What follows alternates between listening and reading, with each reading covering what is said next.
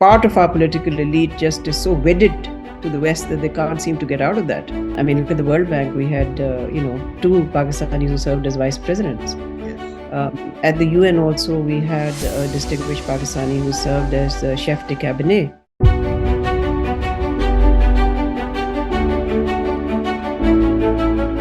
Hello and welcome to another episode of the Alchemy of Transformation, where we go in depth into what is the essence of alchemy change in human beings, transformation of human beings, transformation of society, transformation of organizations, and the transformation of humanity.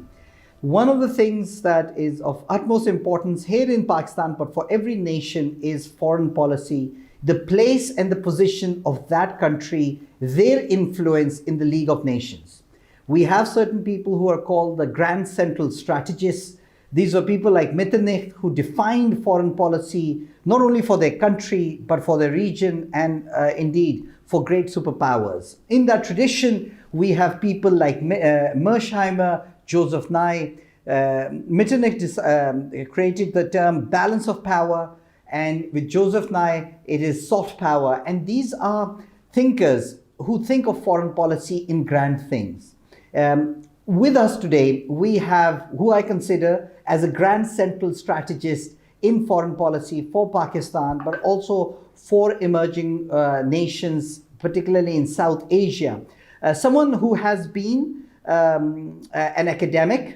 She was a PhD from my alma mater. So one thing common with her is she did PhD from the London School of Economics, came back to Pakistan, left England, came back to Pakistan to Quaid-e-Azam University to teach, and then became a journalist. In fact, she was the first female editor of a broadsheet across Asia, the Daily Muslim, and then went on to found the most popular English daily newspaper, The News, in Pakistan, and then went on to become an ambassador to the United States. People only become an ambassador to the United States once, but she became ambassador twice. And actually at both at very difficult times. First time Pakistan was facing sanctions of Pressler Amendment, and then second time it was before and during the war on terror or the 9/11 calamity. And then later on became the Pakistan's ambassador in UK and the UN. But now she's back in Pakistan and having time to think about things. I thought to sit down with her and think about the foreign policy challenges that we face today in Pakistan. So please join me in welcoming Miss and Ambassador Maleeha Lodhi. Welcome to Alchemy of Transformation, Ambassador Saiba. Thank you. Thank you. Great. So tell us about, we always start from the self because it is all about a country in context of other nations. It's also always about the human being, the self, in the context of all that is happening around you. One thing, I think we have another thing common is that we both have some relationship come from a small town of Rawalpindi. It's not the most happening town, but certainly if you want to understand power dynamics in Pakistan and the essence of power, you got to understand Rawalpindi. And I think you and I have some common legacy that we come from Rawalpindi. But tell us about your upbringing and some of the early life experiences that got you to be the person that you are today. Well, I'll try to keep a long story short. Yes, I did do my schooling in Rawalpindi, but I'm originally from Lahore. My parents both were professionals. My father was in the oil industry. My mother was a journalist, and she had to give up journalism when she got married because also that was the time of partition. So, she and my father were both very inspirational figures in my life. I think what they taught me above all was to, strive for whatever goal that you set for yourself. And that goal must be bigger than yourself. So, the notion of public service was in a way instilled very early in me. But to be honest with you, even when I came out of university, I didn't really know what I wanted to do. I mean, I got a break at teaching at the LSE itself.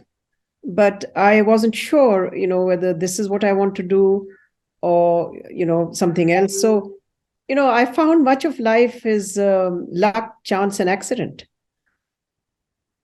And things happen, opportunities present themselves, and then it's what you make of those opportunities.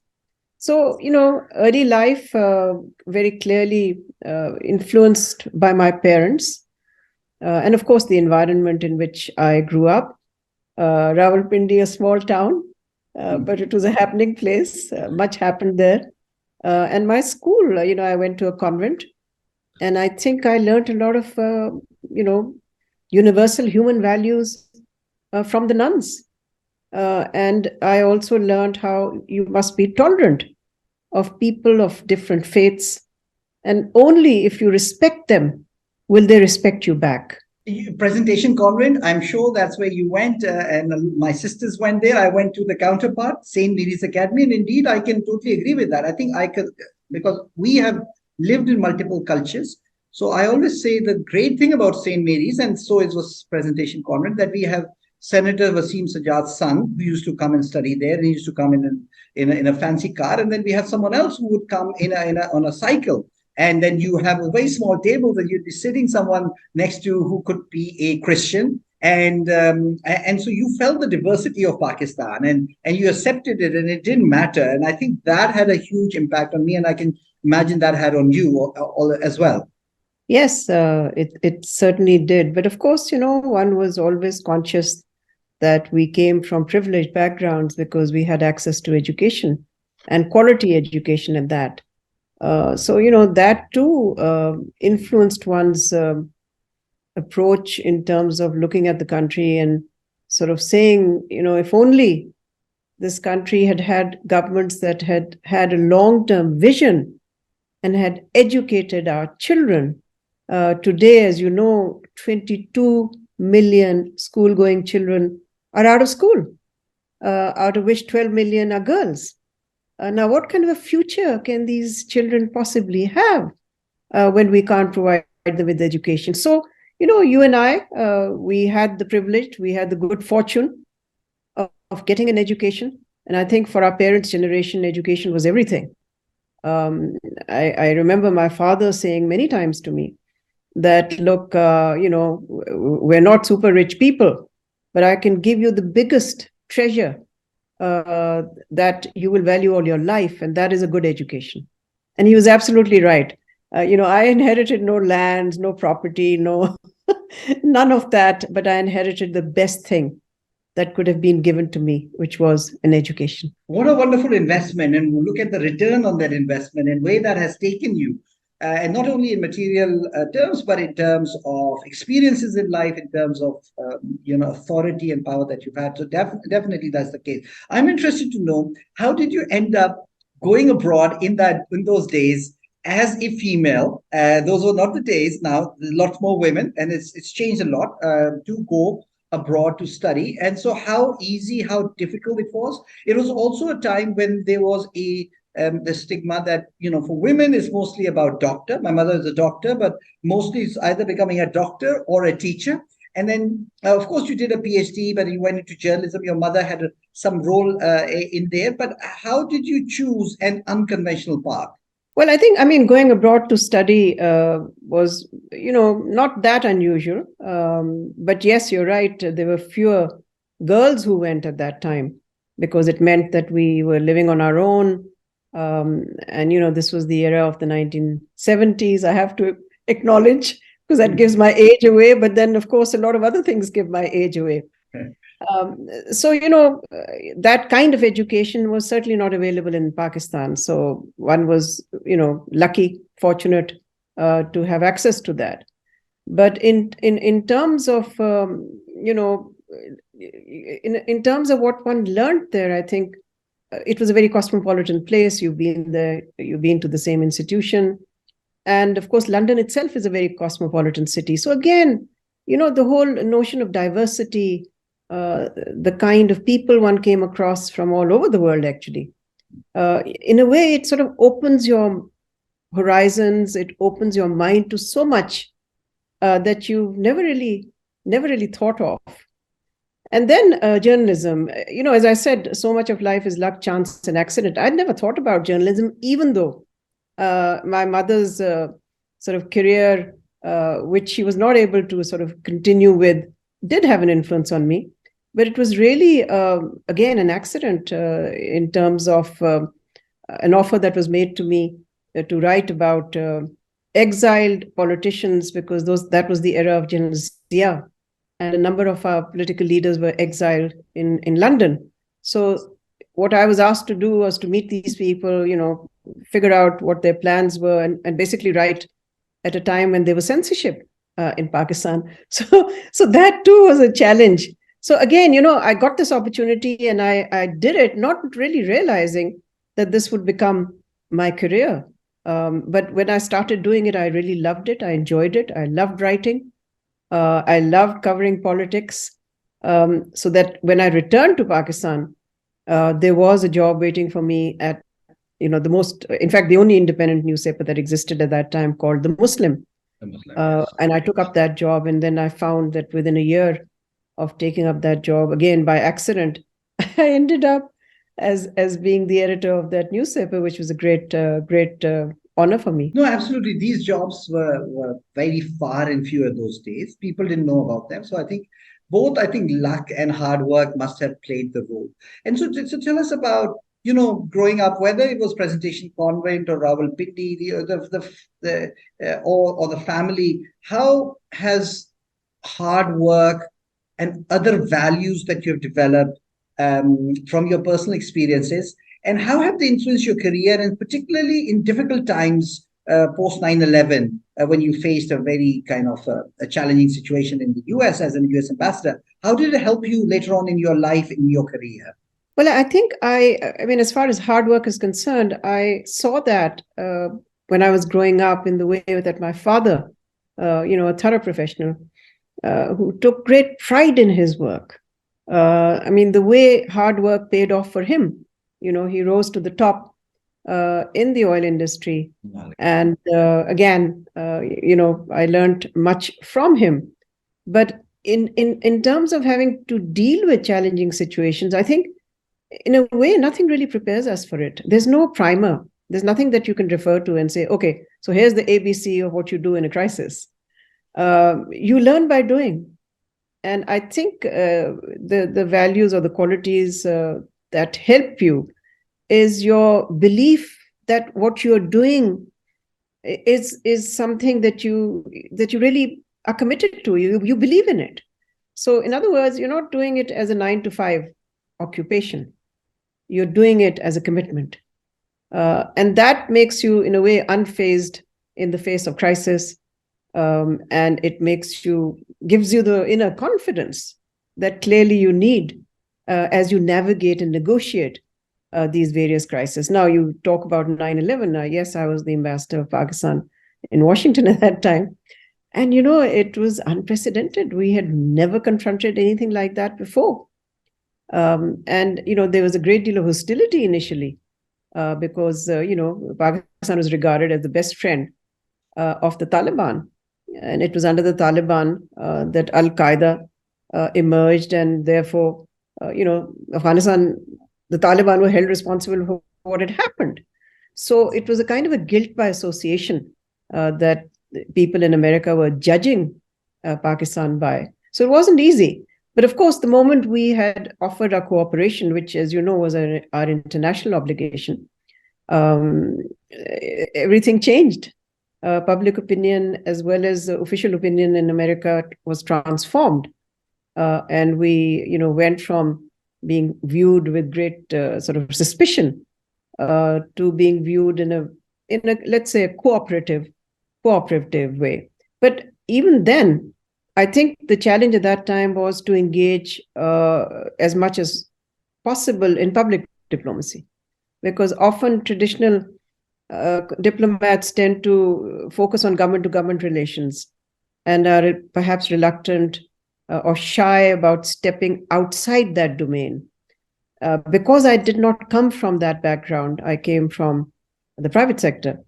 I didn't feel that kind of constraint at all. And I felt one needed to get out there and explain to ordinary Americans and to think tanks and to the media, etc., exactly where Pakistan stood at that time. And, the other thing that I found was that I was, not just supposed to explain where Pakistan stood, but in a way, I was being viewed as a representative of Muslims.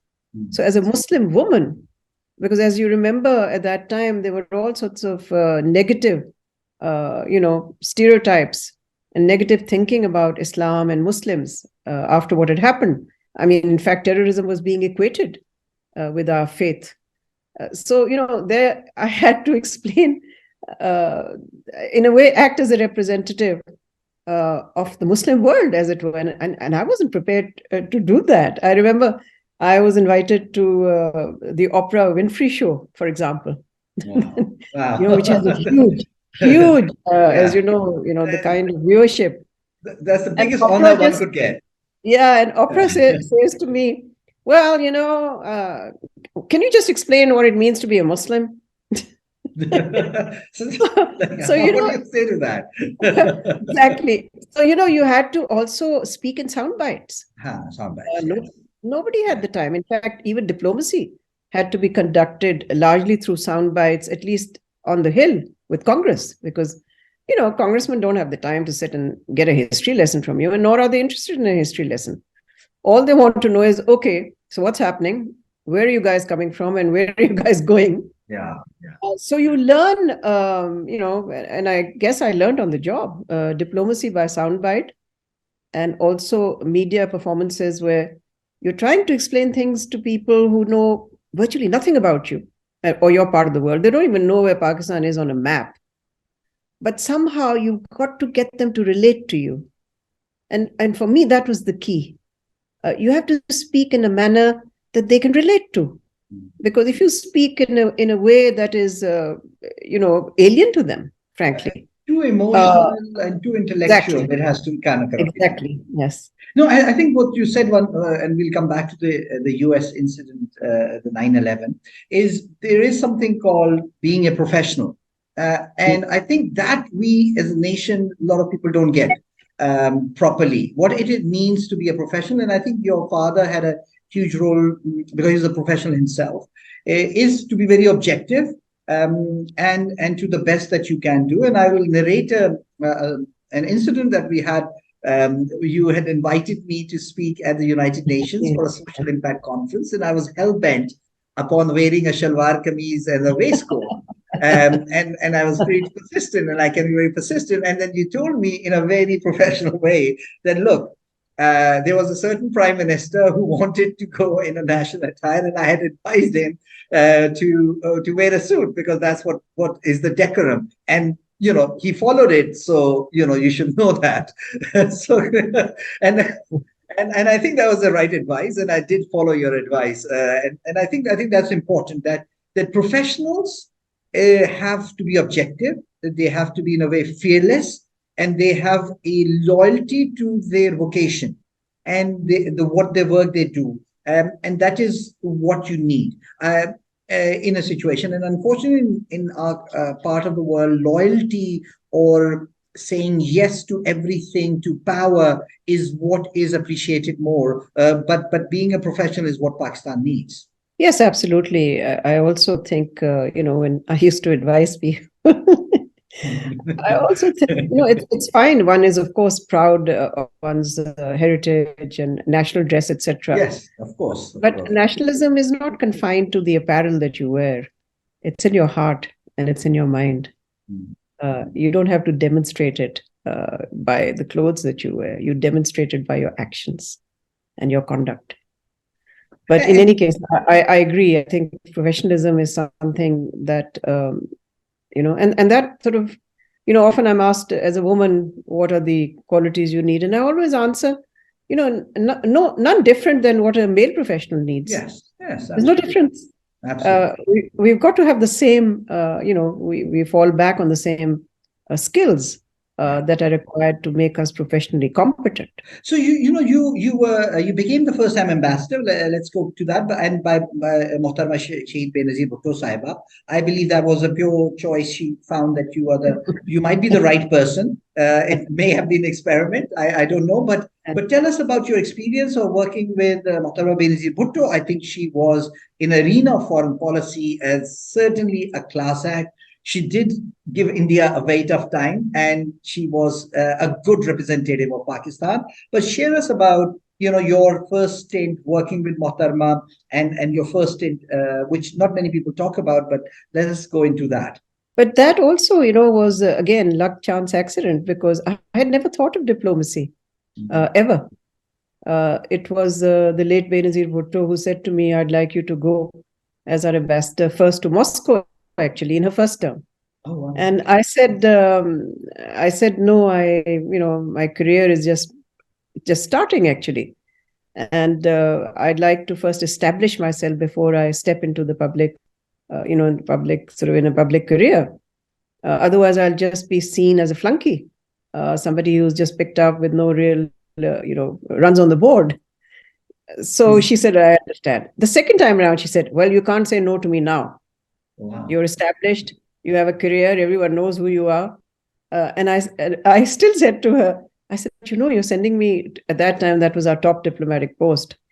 I said, "You're sending me to the top diplomatic post. I have no experience." And she turned around and said, "Well, when I became prime minister, I had no experience either. Amazing. So if I can do it, you can do it too." She was an amazing person to work with because she did her homework. She read, she listened. She had strong views, no doubt about it. And she'd had so much exposure to, foreign policy in a way that there wasn't much that you could brief her about. But she was ever ready to listen and to absorb and to internalize and then take a decision. She came on a visit to the United States, and it was an incredible visit. Because it was on that visit that she managed to not only charm President Bill Clinton, but also to convince him that the sanctions that the US had imposed on Pakistan on the nuclear issue, were just, they're not working. And they would not work. This is not the way you treat a country. That sanctions were a blunt instrument of policy and that the US has to play fair by Pakistan. And he was convinced. But you see, she did a lot of work on that visit. She would never go into a room thinking, well, I'll just ad lib because, I'm a star anyway, which she was. A celebrity, a star. She didn't just rely on that. She did the hard work that she had to do so that she was well versed. She knew the talking points. She knew the country's policy. She knew exactly what she had to ask the other side. And on the Hill, she was incredible. Of course, they all loved her. She was such a such a star, as I said. But with all these congressmen and senators, I've never seen something quite like the way that they responded to her. But again, she didn't just want to bask in that kind of celebrityhood, if I can call it that, stardom.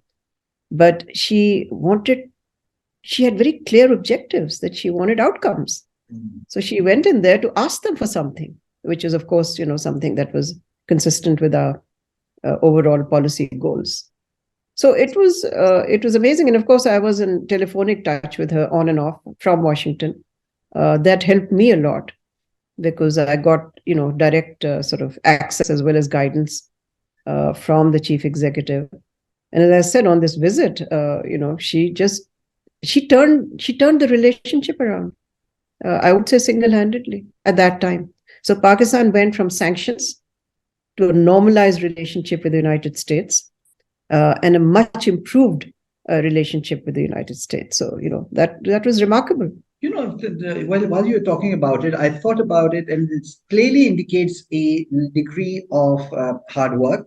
But I think something else that comes to mind, which is humility or at least groundedness to do the hard work and the preparation. Because somehow in our part of the world, it feels that if you are an extempore, if you're a star, and you can go and wing it. And on the other hand, you have the parchi versus the non-parchi debate, which happens in foreign policy, criticism of our leaders. But actually, it's all about hard work. It's all about the work that is done before, often by the ambassadors. But knowing the talking points, sticking to them, the discipline of it on the stage, but also the preparation before. And I think you need to be very grounded and somewhat humble to know that you must put in the best foot forward to achieve the best outcomes for Pakistan. I think you're right. The word humility is so important. It is the most disarming of qualities that anyone can have, and people don't sometimes realize that. They think that to show humbleness or to show humility means that you're somehow exposing some kind of weakness, whereas you should really be showing yourself to be super confident. I think you can exude confidence and humility at the same time. And I think one of the things that we must learn to do is be prepared to listen. To prepare to listen to the other, to hear a viewpoint different from our own. We may not agree with it, but I think, in our political culture, I think we've stopped listening. We don't listen. We just talk past each other all the time. No listening. Absolutely. And so talking about listening, and so I would ask you this question. Did you ever listen to a certain conversation which said, are you with us or are you against us? Did that conversation happen? Yes, it certainly did. It happened after 9/11. And we were not the only country with which the United States was conveying this. Yes. They were saying this to all the countries that they needed cooperation from. That, are you with us or you're against us? Because if you're not with us, we will construe that to mean that you're against us. So absolutely. I mean, the days following 9/11 were, some of the most challenging days of my diplomatic career. It's a very difficult time for us, for Pakistan. But I think we managed at that time to navigate through that crisis to the best of our ability while protecting Pakistan's core interests. And so when you are there and the pressure, and you are there in DC, and people will come, a delegation will come and they'll go back to their homeland. But you are there, and so it's a lonely job at that time, and particularly all the tension on yourself. So what helped you at that time in terms of remaining grounded, or navigating, or finding your North Star, finding the path to getting the outcomes for Pakistan, or getting Pakistan out of a very tight situation? I think two things really. A good team. I had a very good team. People sometimes used to call it the dream team. It was, again, luck of the draw. There just happened to be a combination of very outstanding diplomats. So the team was extremely helpful, and we gelled very well together. We could, in a way, de-stress ourselves by, joking with each other and having fun, actually, from time to time, because you had to also do that. To decompress at a time of such a tense period. And then, of course, I didn't have my family with me, but because I could speak to them frequently in that period, so even by kind of a remote sort of family support, it was available to me. And that also helped me immensely. My son at that time was doing an internship in New York. So that was helpful. He was not very far away. He could come down on weekends. So really, family as well as a good, solid team. Because I think the most important, takeaway for me in any, whether it was my journalistic career or by my diplomatic career, was you're nothing without your team. You really are nothing. I mean, you have to be a good team leader, sure. And if you are in that position where you're leading a mission or you're leading a newspaper or whatever the case is, then yes, you have to actually show leadership and lead from the front, as the cliche goes, but it happens to be true. But then you also have to be a consensual leader and make sure that you listen to your team members, that they feel a sense of ownership in the decisions that you take. Because then you get the kind of, you can motivate them, you get the kind of commitment and enthusiasm and zeal. So really the team is everything. And what amazes me is how governments in our country just don't think of that basic fundamental fact that if you're going to have a team crammed with just loyalists who are short on competence and long on just being supplicants, you're not going to be able to get the job done, I'm afraid, because no single individual in any profession, any area, maybe unless you're a rocket scientist, maybe you're some kind of inventor, then you can do this all on your own. But there's nothing that you really do on your own. You do need a collegial style, if I can put it that way, and you need great teamwork.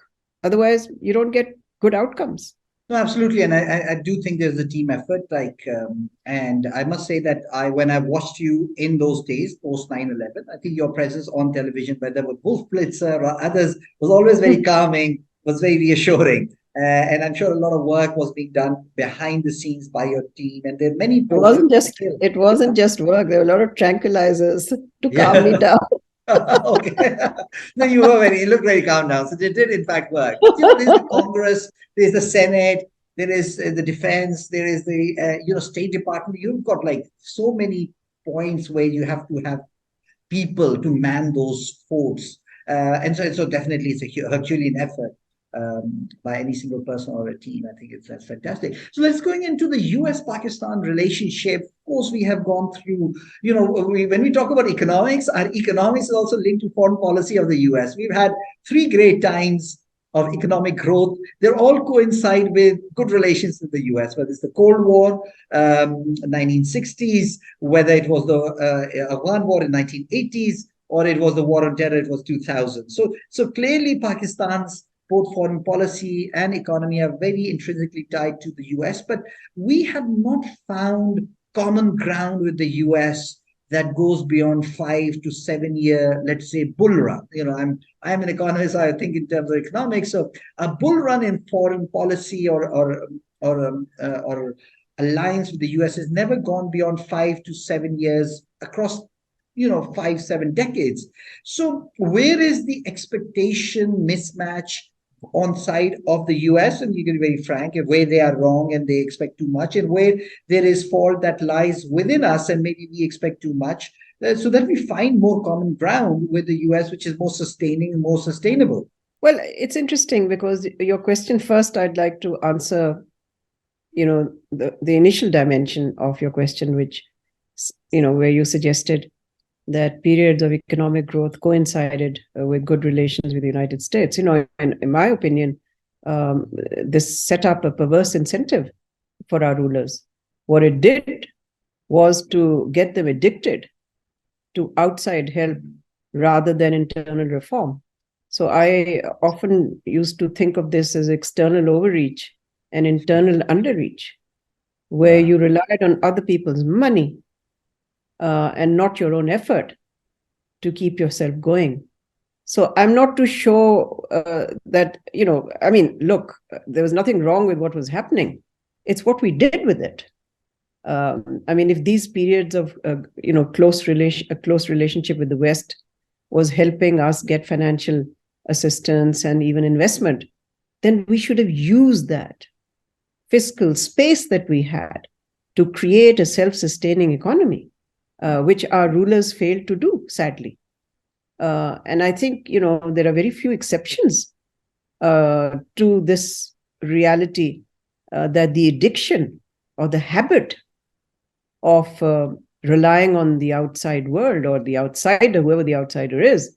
In that case, as you were quoting, there were 3 periods of close alignment, which happened to be with the United States. But, we failed to turn that opportunity into the basis of economic growth or economic prosperity on a sustainable basis. So, I think it just set up a perverse incentive. Now, when you say, why have the relationship only, they've been brief periods or not such prolonged periods, certainly not sustained periods of good relations between Pakistan and the United States. I mean, the reason is very simple. It's when interests converged, we had a good relationship. When interests did not converge, the relationship went into there were dips. In fact, we've often described this relationship as a roller coaster. And, the three phases in which the relationship was good, they were all driven by extraneous factors. They were not intrinsic to Pakistan in terms of Pakistan's intrinsic importance. Pakistan became a function of America's need, which was external to Pakistan. Each time, either it was Afghanistan, twice it was Afghanistan, and the first time, as you mentioned yourself, it was the Cold War. So I think the challenge now, that's history, but the challenge now is to find the basis for a relationship that is predicated on Pakistan's intrinsic importance. And that, I'm afraid, can only happen in a substantive way when Pakistan is able to strengthen and empower itself economically. We cannot possibly be a bankrupt state and expect then to have strong relationships, and that's where foreign policy is inextricably connected to domestic strength. If your domestic base is weak, you can't expect to have a foreign policy that is strong. I mean, it's kind of it's blindingly obvious, but sometimes our governments and ruling elites fail to understand this connection. And they claim that they are, doing extremely well on the foreign policy front, when all they're doing is asking countries for money. I mean, if that's doing well on the foreign policy front, then I really don't know what it means to do badly on the foreign policy front. So, foreign policy has to reflect your internal strength or weakness, whatever the case may be. So if you think about internally what we can offer to anyone or as a nation for ourselves, it's our people.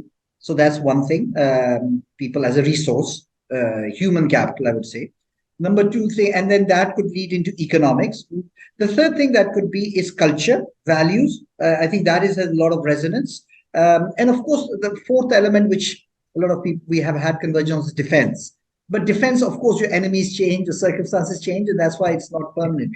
So you feel that the focus on culture, values, democracy, freedom, tolerance, that's what's appreciated in certain parts of the world, or as actually developing the people, that's what's been missing in case of Pakistan, and that has not happened in building the relationship. Look, our foreign policy has failed to integrate soft power. And soft power is what you're referring to. Yes. Which basically, simply means the power of being liked. You can be liked because of your culture, your, music, your songs, your poetry, tourism. Your literature. Yeah, tourism. Or you can be liked for your tourism. So basically, countries having a favorable impression of you because of various dimensions, and your conduct actually too, don't forget. Your conduct in terms of your human rights record, your conduct in terms of your, democratic evolution, if you like, all of that, these are all elements of soft power. Your conduct with multinational institutions like the IMF and saying one thing and then doing something else. But this is, I think, where the failure lies. Soft power has not been integrated into Pakistan's foreign policy ever. Yes, individuals have made efforts, an ambassador here and an ambassador there, but I have never come across a plan that the foreign ministry or the government of the day has evolved in which soft power is integrated as a critical element. No such thing. In fact, this is the problem. You see, so much happens in silos. We do not connect all of this in a coherent way, because if we were to connect it, then it would be a strategy. But otherwise, it's just efforts in silos, which don't really amount to very much then. This is a very interesting point. And if you look at the US foreign policy, there is a US national security document or doctrine. So post 9/11, it was preemption. And there is a document on preemption. And then how does it then translate into policy, doctrine translate to policy, and the policy into actions, and how different bodies of the state can act? It is, it is worked out very well. But that has never happened in Pakistan. Is that the case? Well, I think there has been a process. sense. I'm talking about the process. No, there's no such thing that we have ever done. I mean, in fact, in recent years, we haven't even done the most basic, which was to hold an envoys conference where different envoys come together, even if it's not all the envoys, but at least from key countries. Pakistan has not carried out a review of its foreign policy in as long as I can remember. I think the last time we did it was post 9/11. Wow. The last time that I saw or participated in an envoys conference on a large scale was during President Musharraf's time. I haven't seen that happen subsequently.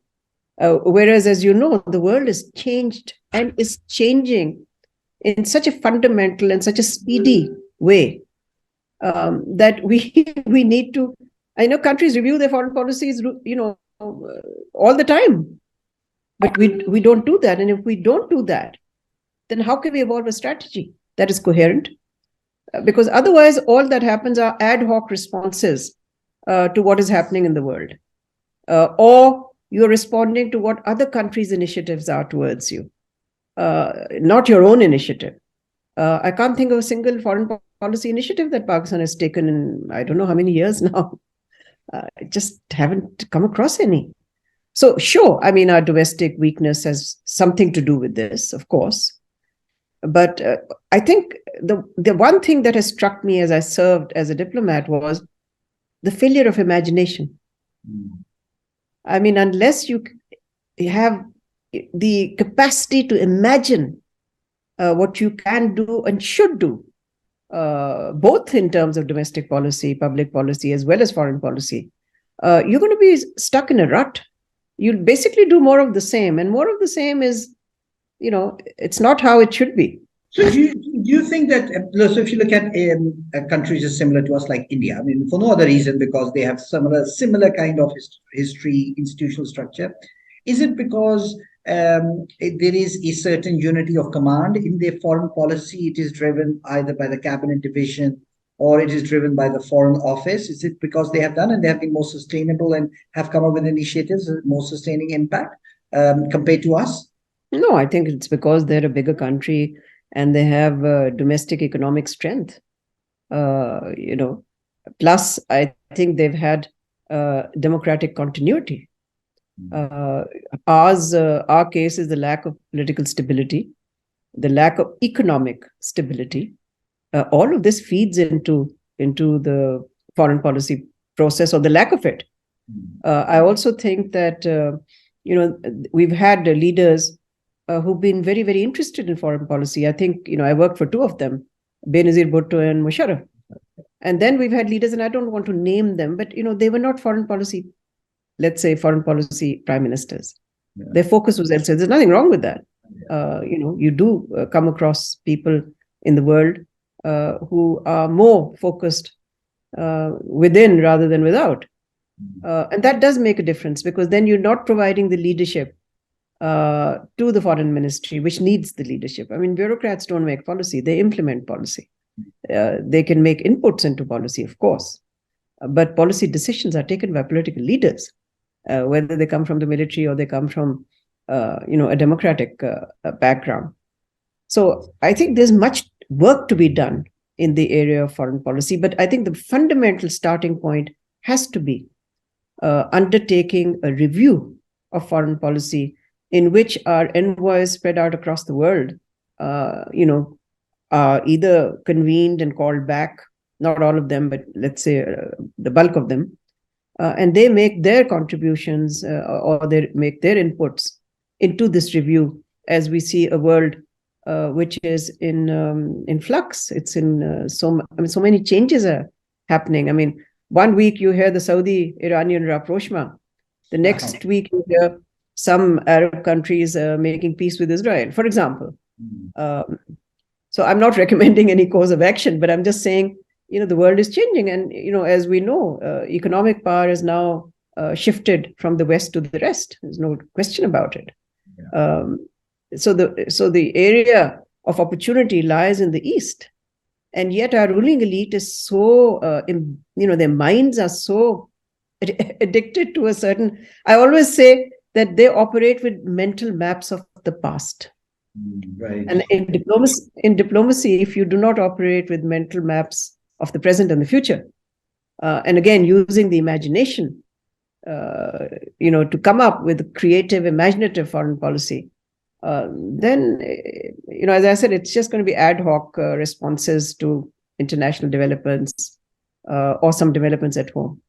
That doesn't make for very effective foreign policy. And I think you're right. I think in the UN, you must have faced what a big, strong bloc the African nations are, and how little emphasis we have on attracting them or canvassing with them.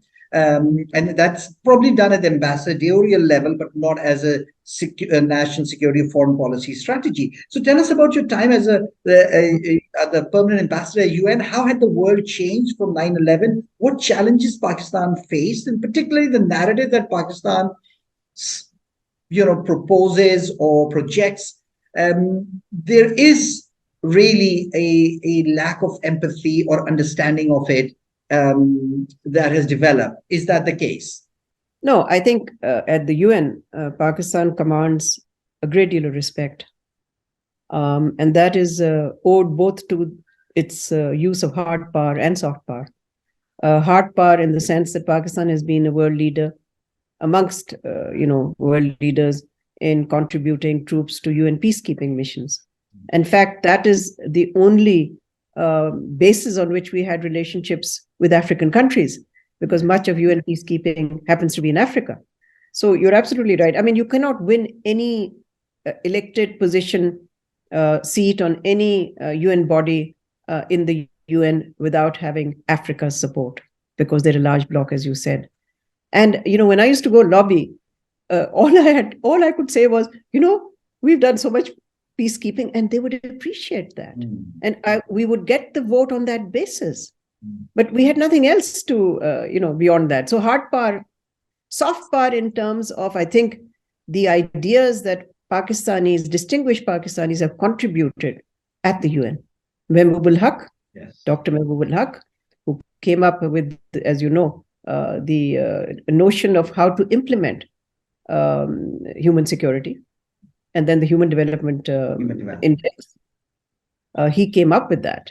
And then we had, the UN Population Agency was headed by a woman. Yes. Again, distinguished, a woman who contributed so much in the realm of ideas. So although in Pakistan, we still think of just hard power, in terms of military or even economic relationships, the contribution you can make in the realm of ideas endures forever and ever and ever, actually. So, you had these, and then you had Dr. Shamshad Akhtar, who headed one of the UN economic agencies. Now, these were people who contributed ideas. So soft power in the sense of, again, an area that stayed with people, stayed on the minds of people. And these were enduring, lasting contributions. So at the UN, Pakistan, because of its early role in the struggle for freedom by colonized nations, we played a very key role in the early years, having, achieved freedom ourselves from colonial rule. So that stood us in very good stead and created a lot of goodwill for us in the early years, 50s, 60s, going into the 70s. And then these individuals who contributed so much. And there were many other, many people whose names I will not take because there's so many of them who served at the UN, Pakistanis, distinguished Pakistanis, made a huge difference. And then I think, once I got there, I found that we had also participated a great deal in norm building and a norm evolution, because a lot of the debates at the UN are about building norms. And there, Pakistan has been very active on every front, whether it's peacekeeping, peace and security front, whether it's a development front, whether it's a human rights front. So there, first of all, not first of all, but I would say, I think the diplomatic assignment I enjoyed the most, which was the most fulfilling for me, was at the United Nations. Oh, wow. Because you are ambassador to the world. You learn about nations you actually never even heard of, to be honest with you. You build relationships with people from, Latin America, the Caribbean, the small island states, Africa, Southeast Asia, I mean, the whole world. And really, the kind of opportunities you have, the diplomatic space that you have to try to push Pakistan's interests and goals is enormous. So it really is up to you, how active you want to be, or how inert you want to be, where you just do the minimal and, do your 3 years and come home. Or you say, no, this I'm going to, I want to do much more, because the ground that is available to me, the space that's available to me is huge. So, in all these areas, all the critical pillars on which, the UN rests, peace and security, human rights, development, and now newer issues that have come to the UN, whether it's climate change or it's migration, all of these issues, we have a position. And I think the more active we are, the more we then enjoy the respect of other nations. And there, let me tell you, we do negotiate as part of blocs. And the two blocs that are very important for us are the G77 in China. So we negotiate on development issues as part of this bloc. It's a very powerful bloc, as you can imagine. And the other is the OIC, which is much underappreciated for good reason on many fronts. But at the UN in New York, the OIC holds together on a number of issues, despite the Saudi-Iran problem that we have encountered in the past, and the Iraq war, which also had divided the world, and the Yemen war. Despite all of that, I mean, we had all those differences, but on many critical issues, the OIC would hold together.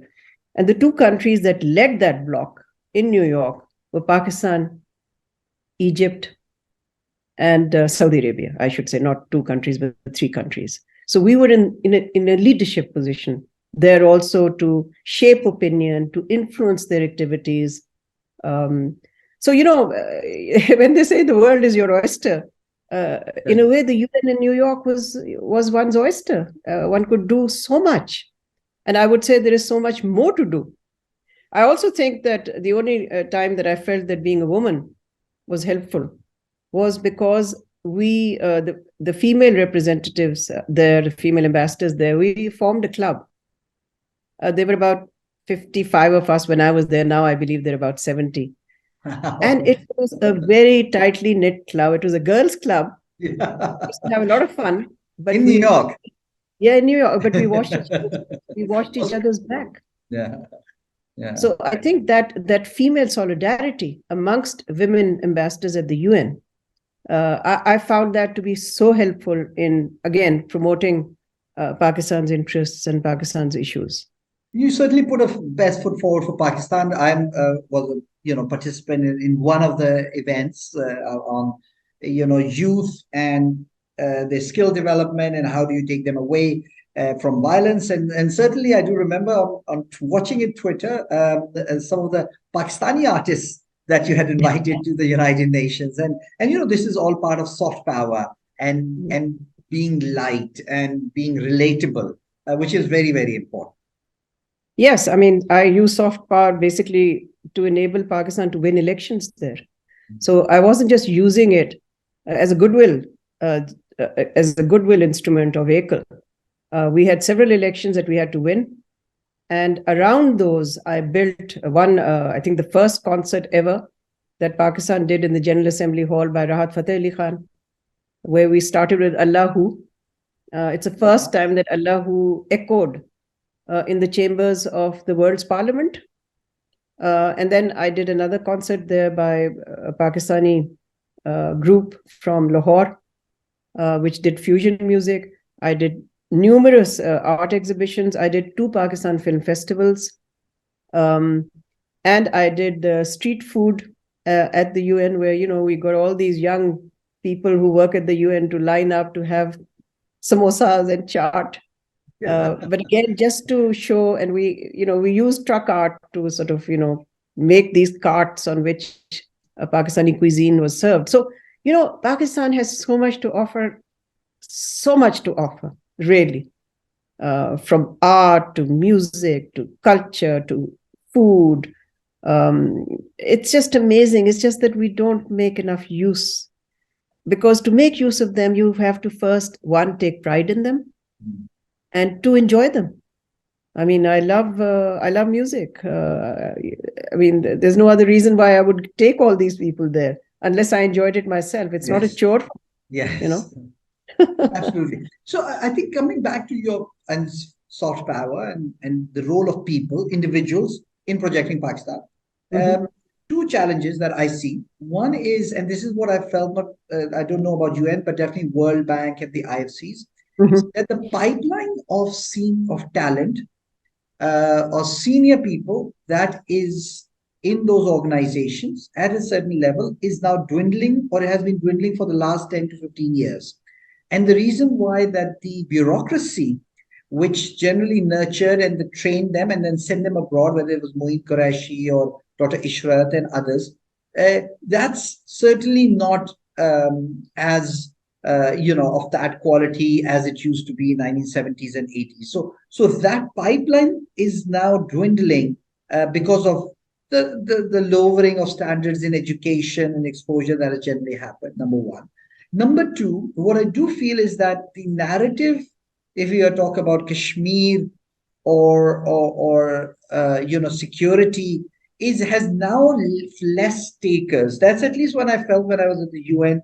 And it is even to countries who are in the Middle East, Muslim countries, it is a hard sell to them. Do you agree with that in that case, that those 2 challenges and how to overcome them? Yeah.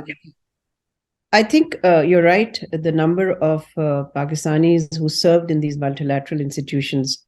Look at the World Bank. We had, 2 Pakistanis who served as vice presidents. Yes.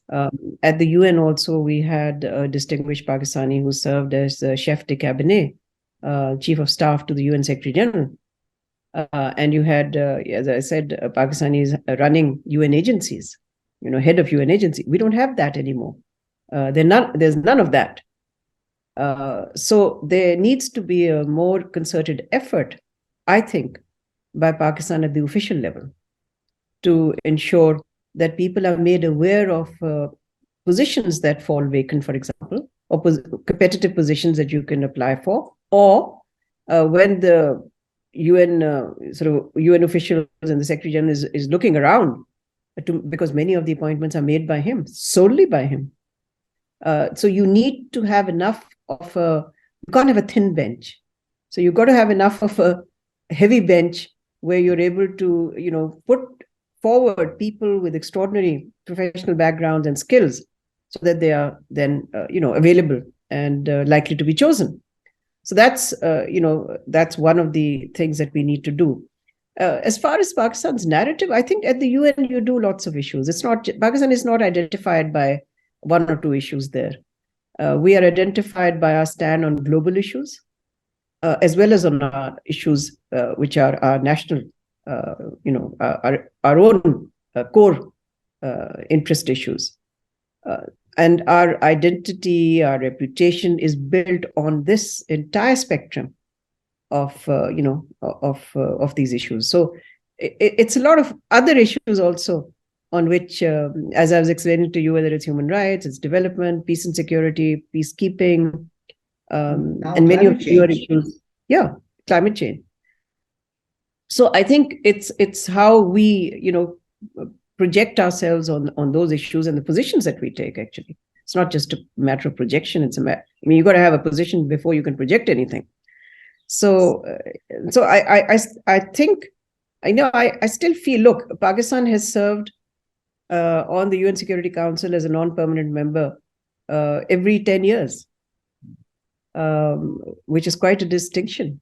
So, and you have to get elected to that. So we've served 7 times.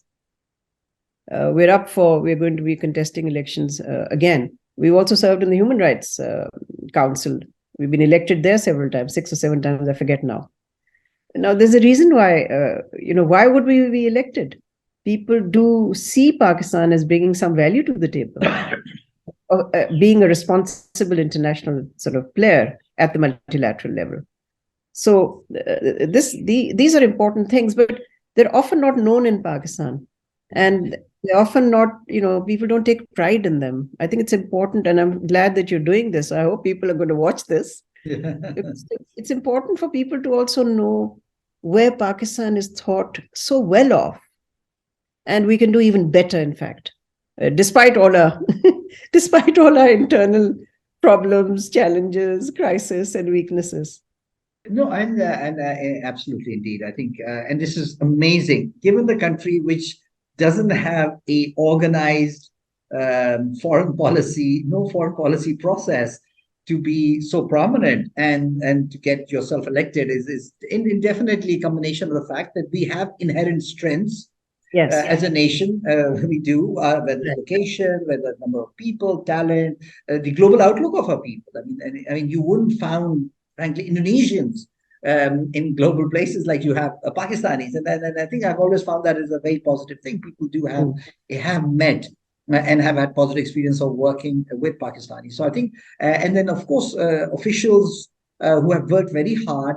I would call them public entrepreneurs that they have gone beyond the call of duty to do good for Pakistan. I think that has really played a big role in Pakistan punching above its weight. Yes, exactly. if you want to put it that way. And so now, just zooming out and thinking about like grants, diplomacy, foreign policy in the future, do you think? First I would go towards Russia and what happened there, because certainly. There is a big game at play between whether it's Russia, China, and the US. About the Thucydides trap, which, and one of the common things also, you were a fellow at the Kennedy School, and I went to graduate school at the Kennedy School. Graham Allison talks about is that the war between a rising power and a status quo power is almost inevitable. And when I see what happened with Russia, and technically, I think the US came down pretty hard, both on economic side of it, the economics, boycott of Russia, be it corporate, other countries, the digital, how journalists and RT was pulled out from Twitter and other things, as well as the support that has gone on to Ukraine is quite at a different level. So, do you foresee the great contest between the empires, and primarily I would say China and the Russia or US, the great powers, to play out, and then that would be defining the next 50 years? Well, I think the relationship that's going to be defining the next 50 years, and it's today, the defining element of the international landscape is the one between the United States and China, the world's most consequential relationship. Russia is in a different league altogether. It's a waning power. I don't think Russia enters into this equation at all. In fact, it has done itself a great disservice by its invasion of Ukraine, which has put it on completely the wrong side of history. At a time when it was a waning power, the last thing you want to do is to weaken yourself even more in the eyes of the international community and otherwise too. So this is the big geopolitical reality, which is US-China. And obviously, Pakistan's strategic and overriding priority is China, its relationship with China. Its relationship with the United States is not of the same order as it was before, because it was a function of geopolitical developments that, as I said to you before, were extraneous to the relationship. But, obviously, Pakistan would want to continue to have a good, normal working relationship with the United States. But I think the two relationships are no longer, in any way co-equal. So, when it's said that we have to balance our relations, you balance between two, roughly equivalent powers. These are not equivalent powers for us anymore. America has made its strategic choice. Its partner of choice in the region is India. India, of course. Its overwhelming strategic goal is containment of China. For us, China is our, as they say, all-weather friend. Happens to be true. And we will not obviously sign up to any such anti-China coalition. So that clearly circumscribes the space for relations between Pakistan and the United States, which is fine. I mean, this is the phase that we're in. This is the phase that we are going to be navigating through. So I think that's where we are. I mean, we obviously don't want to get into the crosshairs of this confrontation between the two superpowers. But at the same time, that's easier said than done. Much as we would not like to be sucked into any such great power rivalry, we have to be very clear where our long-term interests lie, and they lie with China. So, it's very refreshing to get an emphatic and clear point of view from you. But it's very confusing because for anyone making policy, but even for myself, it's very distant from it. Because if you look at it, your people, your culture, and your exports, they are all towards US. Your family and all those linkages. But of course, the economics of it is not, or the future of it ties with China, and I do think that this confusion does play out in the policy, because beginning of 2022, in the first quarter, there was a very emphatic policy statement, which was, let's turn towards the US. But now today we hear that we are not joining the meeting of all the democratic states, and we are boycotting it, or we're not attending it. So there seems to be at a certain policy making level a bit of a confusion as to which side we should be. No, I don't think. I disagree. I don't think there's any confusion. I disagree. I think it's very clear where our economic and our long-term strategic interests lie. They're with China. We made it very clear to the United States that we will not be part of any strategy that seeks to counter China. We have a fundamental objection to their Indo-Pacific strategy because we feel that entire strategy is all about containing China, and they've decided to make India one of the key pivots. Linchpins, yes. Linchpins, if you like, of this strategy. I mean, that's not going to bring any joy to Pakistan, surely. So I don't think there's any confusion. Not joining the Democracy Summit, I think, is a correct decision. How could we join a summit when we have a one China policy and Taiwan attends that and is invited to that? It's absurd. Plus, this whole Democracy Summit was driven by America, or Biden, actually. It was more Biden who wanted to use some kind of ideological sort of concept in America's confrontation with China. So he wanted to counterpoise democracies against autocratic countries, according to him. And China, Russia, Turkey, etc., were put in one camp, and the rest of the world in another. Now, we don't think that the world is divided along these lines. And why should the world be divided along these lines? The internal arrangements for each country is the sovereign choice of those countries. We may desire for countries to be democratic, but that's a desire. It's up to them how they want to arrange their political life. So I think, not joining it doesn't mean that we've taken an anti-America step. We've simply said, we don't want to be part of this because it is driven by an effort to contain China. This is just one more strand in America's sort of very transparent strategy to put China in the dock. And, that's their policy, fine, but we don't agree with it. So I don't see any confusion at all. It's very clear. I mean, it's a different matter that some, part of our political elite just is so wedded to the West that they can't seem to get out of that. Well, good luck to them. They need to also read up on how the world has changed. So I'm referring to a certain think tank speech that was done towards in April This, yeah. 2022, I'm referring to that speech particularly, I which is mean, a clear this is orientation. Asia's century. I mean, if they read what Western think tanks are saying, they also are saying the same thing. The power is very decisively shifted to the East. There's no doubt about it. Even Obama said the pivot to Asia. Yes, exactly. He talked about it. So I think one thing that is then clear of all this thing is that the US has decided the gloves are off. So when I talk about Russia, they were trying to teach China a lesson, or at least degrade Russia to such an extent in the future, it's not in a position to support China. So, but US has come out very openly. So whether it is the daughter of the founder of Huawei, who was in Canada, she was put in prison, or whether it is the decision for the US that all US nationals are forbidden to work in Chinese semiconductor industry, which has been a huge setback. And suddenly you realize all these people have to go out of China. The US is going to push for confrontation. And so a confrontation with China, both economic, diplomacy. And so for us to chart our path is going to be very difficult and a very choppy, whether when we are economically weak, dependent on Western financial institutions, and internally quite divided. What is the solution? Like, how can we navigate such choppy waters?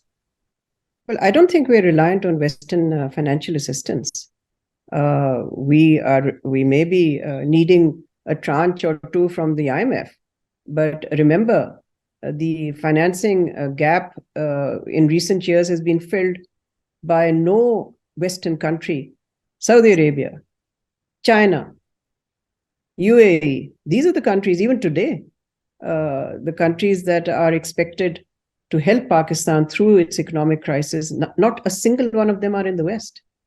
So let's be clear on the facts first.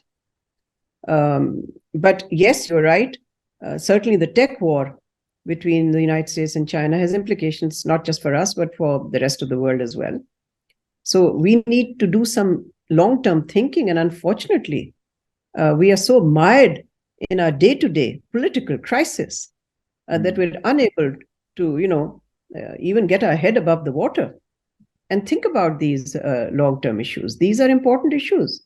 And we need to see where we're going to position ourselves if this confrontation intensifies in a direction of the kind that you were indicating. So, when you say, well, what can we do? All foreign policy begins at home. No foreign policy begins abroad. So unless we get our own house in order, we fix our economy, we fix our politics, we're able to strengthen and empower ourselves domestically. And the critical choices we have to make are not on foreign policy. The critical choices we have to make are on domestic public policy. If we can do that, then foreign policy will flow from there. Then we'll find ourselves with more friends in the world. Then we'll find ourselves with more enduring relationships in the world.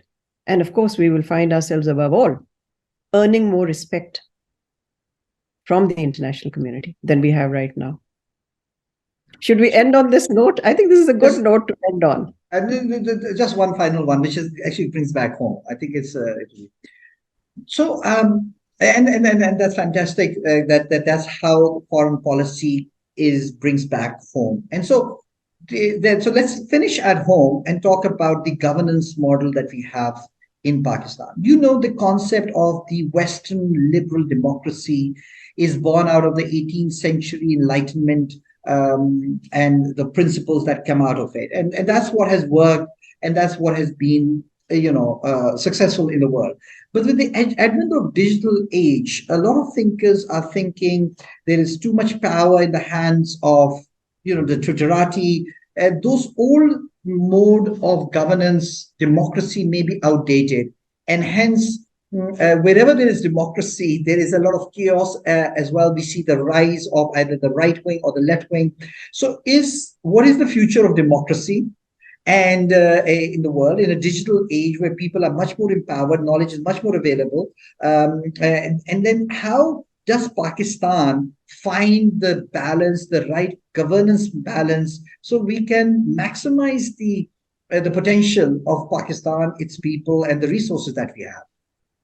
Well, as a final question, because I do have other commitments now, this is the last part of what we have to discuss.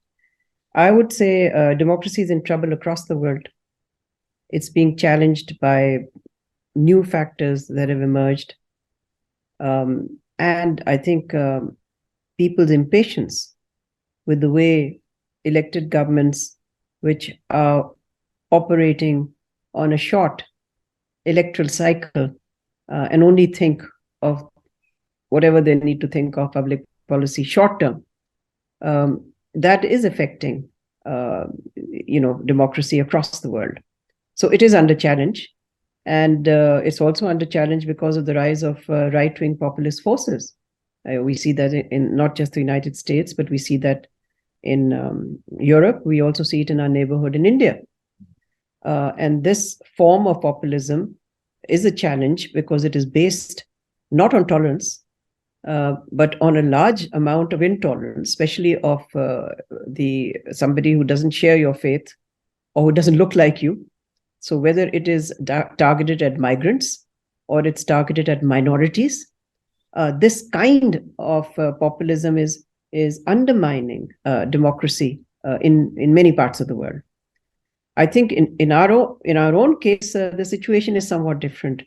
Our democracy has been undermined because we've never been able to operate democracy for any length of time without the military intervening. And unfortunately, most of our political leaders or parties, not all, but most, have looked towards the army for support and for intervention on their side. So whatever the case, this lack of democratic continuity lies at the root of our problem.